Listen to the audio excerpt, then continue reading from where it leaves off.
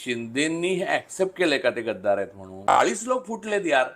उरलेल्या 39 लोकांना काही इज्जत बिज्जत आहे की नाही? बाळासाहेब ठाकरेंना आपल्या आयुष्यात भाडोत्री गुंडांची गरज नाही. माझं तर मत आहे की भाजपच्या लोकांनी खरं तर कामराचा सत्कार केला पाहिजे, कारण त्यांची घुसमट जी आहे ती कामराने व्यक्त केली.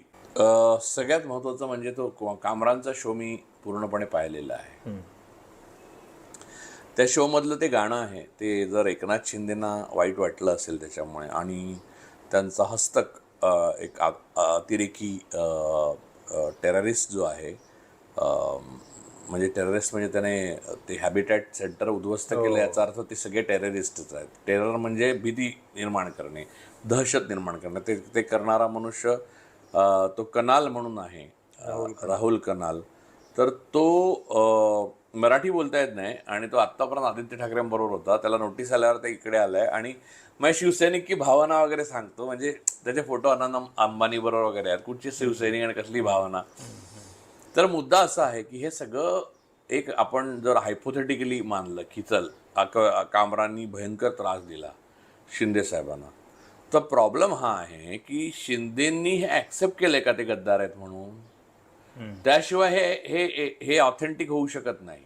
बरोबर. आणि जर त्यांनी आपण गद्दार आहे हे ऍक्सेप्ट केलं तरच ते डिफेमेशन होऊ शकतं. डिफेमेशन तोपर्यंत होऊ शकत नाही, त्याच्यात कुठे नावाचा उल्लेख नाही एकनाथ शिंदेच्या. बरोबर. जर त्यांनी आपला गुन्हा कबूल केला की मी गद्दारी केली तर हे डिफेमेशन लागू होतं. म्हणजे त्याला मारला पाहिजे, त्याला चोपला पाहिजे, हे सगळं जे बोलणं आहे ते व्हॅलिड तेव्हा होतं जेव्हा एकनाथ शिंदे समोर येऊन सांगतील की होय मीच तो गद्दार. जर तसं नाही केलं तर जगात खूप गद्दार आहेत आणि खूप लोक चष्मा लावतात, दाढी पण लावतात. मी पण चष्मा लावतो, दाढी वाढवू शकतो, म्हणजे मी खूपदा बोललोय.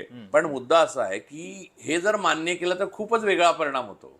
अगोदरचं सरकार हे असंवैधानिक ठरतं, त्यांनीच स्वतः सांगितलं मी गद्दार आहे म्हटल्यावर. मग आत्ताच्या सरकारला पण काही, आणि ते नाहीच आहे पण तरी सुद्धा बेस उरत नाही. आता मुळात ही आहे की दादागिरीच्या जोरावर ते कुणाल कामराला इथे आणू इच्छितात आणि स्टेट स्पॉन्सर दादागिरी आहे. ही दादागिरी ही शिवसेनेची पूर्वीची दादागिरी होती तशी नुसती नाही आहे. अगदी. याला सरकारचं पाठबळ आहे आणि इतकं हास्यास्पद आहे की पोलीस प्रेक्षकांना समन्स पाठवत आहेत.